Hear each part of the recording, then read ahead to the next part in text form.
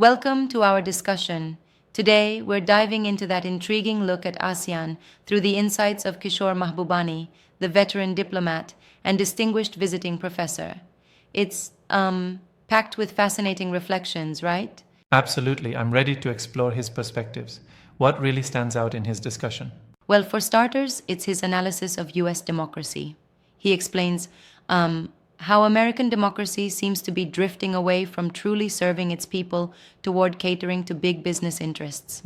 It's a topic that's both critical and, a little alarming. Right, and when he talks about that, it almost feels like he's warning us that the unchecked influence of money in politics is diminishing democratic ideals. Exactly. And then he seamlessly shifts to the role of regional blocs in the global order. He stresses that these blocs are reshaping how power is distributed globally. Yeah, It's not just about the big players anymore. that point definitely underscores the importance of regional unity. But I wonder, doesn't he imply that this is partly a response to the challenges posed by Western dominance?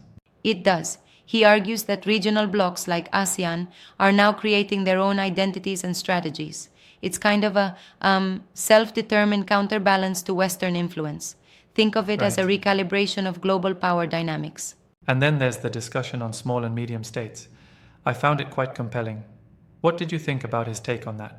Oh, it's fascinating. He gives these smaller states a kind of moral voice, saying they bring balance through a distinct set of values, a sort of ethical restraint, if you will.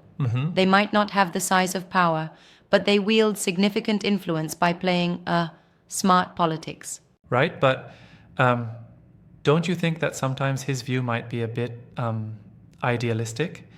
I mean, expecting small states to always navigate geopolitics with high minded ethics can be a stretch. Fair point. He does at times come off almost optimistic about the potential and moral weight of these states. Yeah. It might seem idealistic when realpolitik often takes a back seat.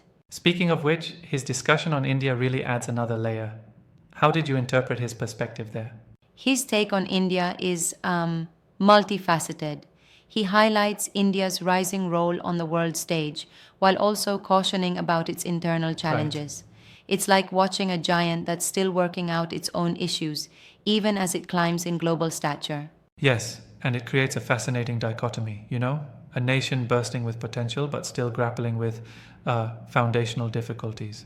It's a balance of hope and caution. Indeed. Now, moving into a more reflective segment, he shares what he calls regrets.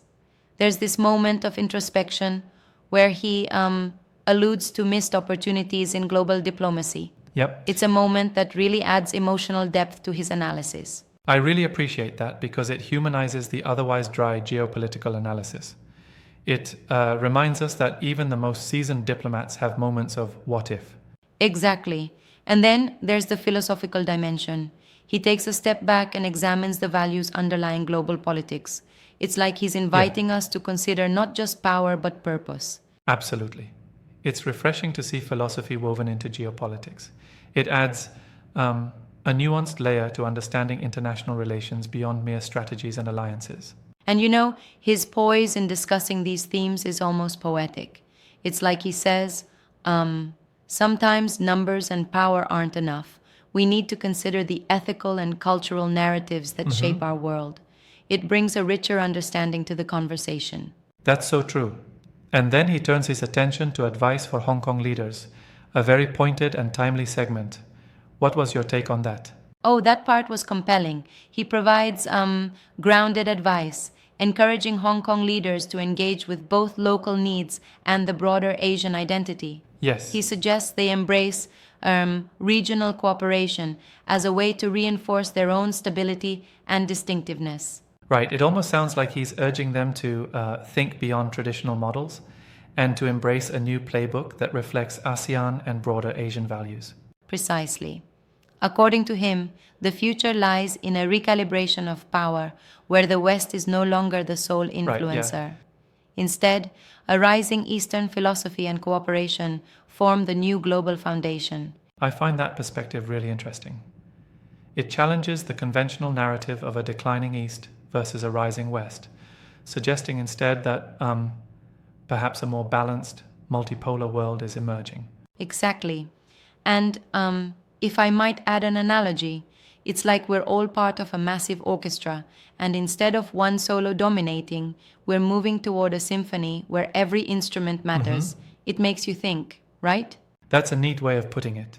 But don't you think there's a risk that in this symphony, some instruments might drown out others if not properly balanced? I see your point, and yes, there is that risk. But he seems to argue that this is an opportunity to learn from the past and harmonize diverse voices, rather than let them compete in a zero-sum game. There's a lot of hope in that vision, even if it might be challenging to coordinate in reality. True, and it's that very challenge that makes his insights so compelling. I mean, who wouldn't want a world where leadership is less about domination and more about mutual growth? Absolutely. And he also touches upon the role of education and, interestingly, a bit of self-reflection on what global leaders might have done differently. Exactly. It's like he's saying, learn from history and don't repeat the same mistakes. And that advice isn't just for national leaders, but for anyone involved in shaping policy today. It's a holistic approach, cultural, ethical, and political combined.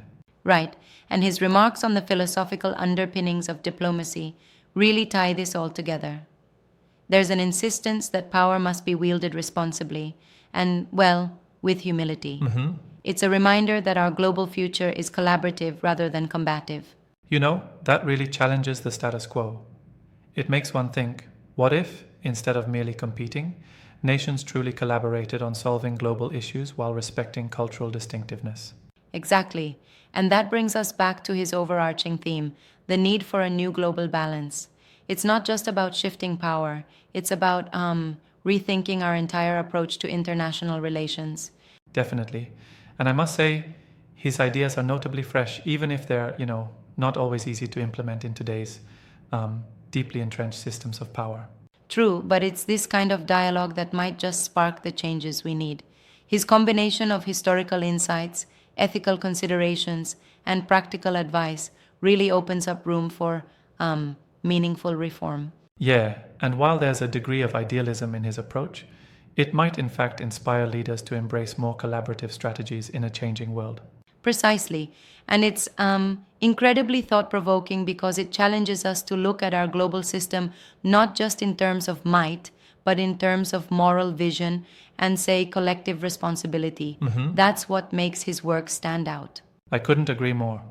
His insights are a call to action for both leaders and citizens alike, to engage critically with the world and push for a more balanced and inclusive future. Exactly. And while we might have our differences in interpreting some of his ideas, it's this very diversity of thought that enriches the debate.